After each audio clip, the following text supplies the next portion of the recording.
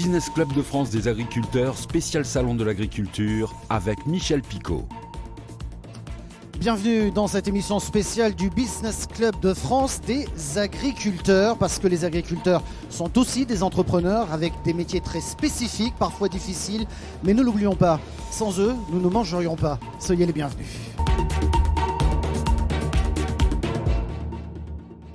Et nous sommes effectivement ici au cœur du salon de l'agriculture avec nos invités. Je vais saluer tout d'abord Delphine Gay. Bonjour. Bonjour. Merci d'être avec nous, directrice de la communication des affaires publiques et de l'engagement sociétal de Yara France. D'ailleurs, on est sur le stand de Yara France et je vous remercie beaucoup d'avoir accepté notre invitation. Je voudrais saluer également Jean-Paul Hébrard. Bonjour. Bonjour Jean-Paul. Vous êtes le fondateur de TV Agri. On va parler de ce média. Et puis merci également parce que grâce à vous, on est là aussi avec vous. Avec plaisir. Et on va pouvoir parler de cette agriculture. À ma gauche, j'ai le plaisir d'avoir François Deltour. Il est le directeur général de Sovea. Bonjour. Bonjour, merci d'être là. Et nous avons également le plaisir d'accueillir Denis Verdier. Bonjour. Bonjour. Denis Verdier, merci d'avoir accepté notre invitation. Vous êtes le président notamment des vignerons propriétaires associés. C'est dans le Gard, c'est une coopérative, c'est ça ? C'est au sud de Nîmes, oui, c'est dans le Gard, effectivement. Ouais. On va parler du vin, bien entendu, mais on va parler aussi de l'avenir de l'agriculture. Je voudrais juste souligner que vous avez siégé au Conseil économique, social et environnemental, le fameux CESE, et vous avez travaillé sur l'avenir de l'agriculture, et vous nous disiez, notamment dans les différents travaux que vous avez pu mener, que c'est un moyen de renforcer la cohésion sociale et territoriale. Oui, alors effectivement, les agriculteurs occupent le territoire avec leurs projets, leurs métiers, finalement entretiennent aussi les liens entre la ville et la campagne. Il y a toute une dimension sociale fondamentale. Mais je pense que c'est important de le souligner parce que peu de gens, je suis désolé, mais pour les urbains, peu de gens savent ce qu'est réellement la vie d'un agriculteur. Alors, la vie d'un agriculteur... Mais on est content ici parce qu'il y a beaucoup de gens qui sont venus voir ce qui se passe, heureusement. La vie d'un agriculteur, c'est de se lever tôt et souvent de finir tard. Mais c'est un métier de passion, parce qu'on est dans la nature, parce qu'on a le souci de plus en plus de la nature. Et ça a beaucoup de sens. De faire bien entendu. Ça a beaucoup de sens. On revient au vin, si vous le voulez bien. Comment se porte le marché ? Je vous dis ça au regard de ce qui se passe dans le Bordelais où de nombreux exploitants envisagent l'arrachage. Oui, alors, on est un peu dans le paradoxe, puisqu'aujourd'hui, il faut savoir que l'exportation des vins français, c'est 15 milliards d'euros. On n'avait jamais eu un tel niveau d'exportation. Après, quand on regarde le détail et qu'on est dans le paradoxe, c'est qu'il y a une partie du vignoble qui a des difficultés, c'est notamment le cœur de gamme, et en particulier parce qu'en France, il y a une chute de consommation drastique. On perd des volumes conséquents d'export, de consommation, ce qui évidemment n'est pas sans poser de problème. Ouais. La consommation, elle touche notamment le vin rouge. J'ai un peu le sentiment, je n'ai pas de données chiffrées, que les vins dits festifs, rosés et blancs gagnent du terrain. Alors, effectivement, la consommation qui diminue, c'est en particulier sur les vins rouges et parfois même sur des AOP ou des IGP. Mais par contre, les vins blancs se maintiennent bien. On dit d'ailleurs qu'en grande partie, c'est grâce aux dames qui consomment et qui entraînent ça vous fait vers le blanc. Delphine. Et puis les rosés, parce que Les ça rosés, se consomme pas plus. au repas. Blanc. Et rouge quand même. Hein. Je Ouais. pense que le rosé un peu moins de mon côté. Mais Alors, blanc rosé- et le rouge, rosé- oui, je confirme. Ouais. Bon, alors on va dire que le rosé à consommer avec modération, bien entendu. C'est plutôt le sud, c'est plutôt chez vous. Le rosé est devenu aujourd'hui un produit qu'on exporte. Et par exemple, aux États-Unis, les Côtes de Provence ont des chiffres remarquables. Donc, effectivement, c'est un produit qui est devenu à la mode. Ouais. Et qui peut générer de nouvelles ressources, si j'ose dire, pour la profession. Exactement, ça crée en tout cas un certain espoir. Ouais. Alors, vous avez imaginé quelque chose pour la relève. Oui, alors, effectivement, dans nos métiers, le coût de l'installation est considérable.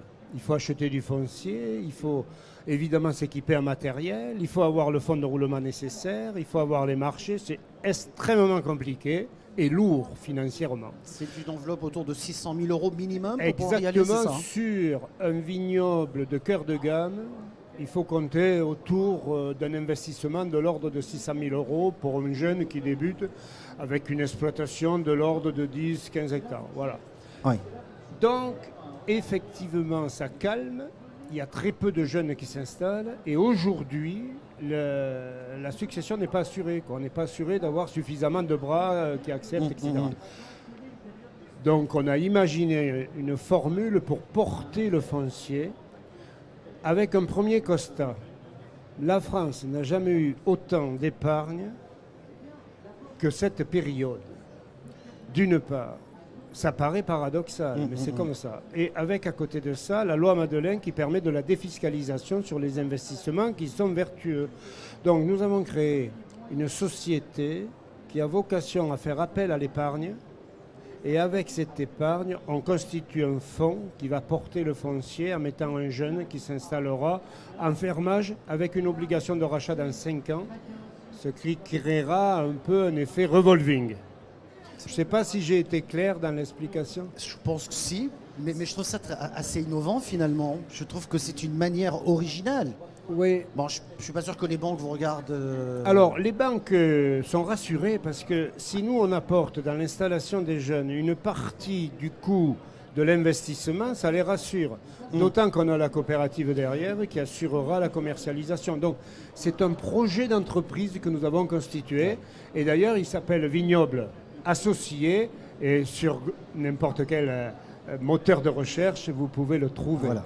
J'ai juste une toute petite dernière question. Comment motiver ces jeunes pour la relève? Je suis désolé, mais on a vu que depuis plus d'un mois, il n'a pas plu. On s'aperçoit aussi qu'il y a un contexte géopolitique qui bouleverse les ventes à l'international. Il n'y a pas d'eau. Quoique vous, dans le Gard, je crois que vous avez une solution avec le Rhône, pas très loin, mais il n'y a pas d'eau partout. On s'aperçoit que le Nord est en train de faire de la vigne en ce moment, parce qu'il y a un changement climatique. C'est pas très motivant. Oui, alors, vous soulevez des questions très compliquées. Il peut y avoir effectivement dans le nord du vignoble. Alors attention, le changement climatique, ce n'est pas que le réchauffement. Hein. Il y a aussi le froid.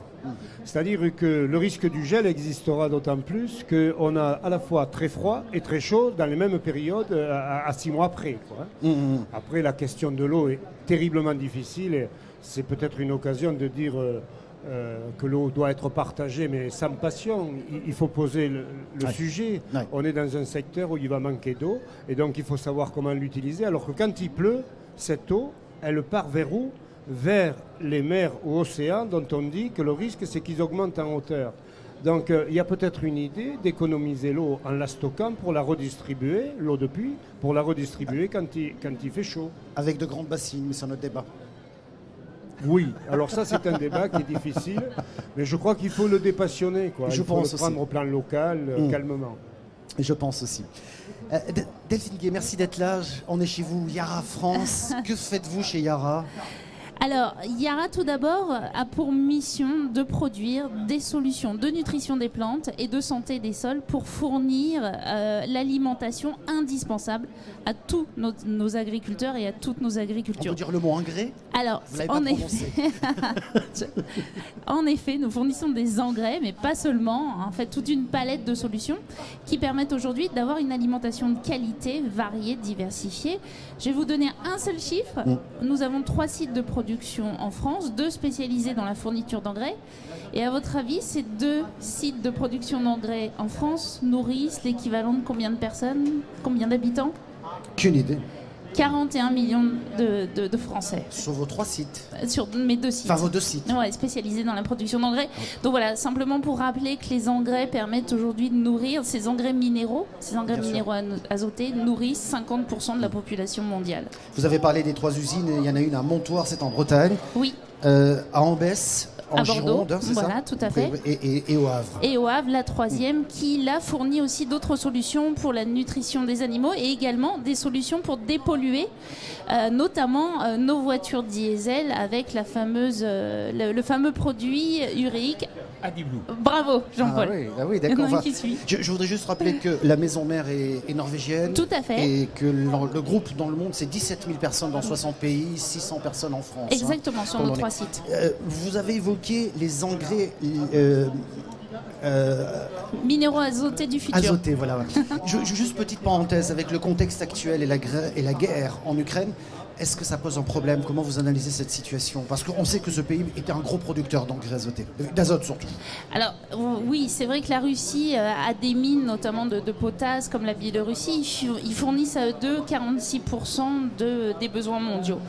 Donc c'est vrai que la guerre en Ukraine a réorganisé un peu les schémas de distribution classiques et c'est surtout les augmentations du prix du gaz qui a eu un impact considérable sur nos productions, vu que le gaz, le méthane, est à la base de l'hydrogène dont nous avons besoin pour produire ces engrais minéraux. Oui. Dernière question, vous avez parlé de décarbonation, ça veut dire quoi? Tout à fait. Ça fait partie des projets, vous allez produire de manière décarbonée, c'est ça? Exactement. Alors nous produisons déjà, nous avons des sites qui ont des réductions d'émissions de gaz à effet de serre proches de 99,5% en France. Nous avons la fierté chez Yara d'avoir des sites extrêmement innovants high-tech. Et notre fierté cette année d'être présent au Salon de l'Agriculture, c'est justement d'expliquer que nous commercialisons en 2023 les premiers engrais décarbonés. Donc ils vont être commercialisés dans une coopérative scandinave, mais nous allons rapidement les avoir sur le territoire français. Des engrais qui seront peut-être transportés dans des big bags. François Deltour, je rappelle que vous êtes le directeur général de Sauvea. C'est une société pour valoriser ces gros sacs finalement qui transportent des engrais. Oui, c'est un big bag, c'est 2,5 kg qui pèse et qui arrive à soulever 600 kg d'engrais. Depuis 15 ans, nous avons mis en place d'une façon collective un système de collecte et de recyclage. Aujourd'hui, on récupère plus de 93% des plastiques qui sont mis en sac. Et on arrive à recycler 99% de ces volumes récupérés. Et vous en faites quoi? Ça, et par exemple voilà un exemple de big bag recyclé. C'est une cagette de champignons qui nous revient de Pologne. Là, ça a été recyclé en Pologne. Comme quoi. Jean-Paul Hébrard, on a parlé rapidement d'innovation, mais je pense qu'on va faire d'autres émissions du Business Club des agriculteurs, bien entendu. Qu'est-ce que vous avez vu? Qu'est-ce que vous avez constaté finalement à travers les médias comme TV Agri on est en pleine évolution, révolution, mutation, qu'est-ce qui se passe? Alors, sur le plan de l'innovation, effectivement, il y a une part de plus en plus importante de ce qu'on appelle la ferme digitale, le co-farming, c'est-à-dire les start-up du monde agricole. On voit de plus en plus de start-up se créer avec beaucoup de personnes venant de extérieurs au monde agricole. C'est-à-dire des gens qui ont des formations plutôt de type polytechnique ou autre, qui viennent dans l'intelligence artificielle, et l'agriculture fait appel de plus en plus aux capteurs et à l'intelligence artificielle. Ça, c'est sur le plan de l'innovation. On n'a pas fini d'en parler, en tout cas le temps passe très très vite. Merci beaucoup de nous avoir suivis, émission disponible en replay et en podcast également. Merci de votre attention.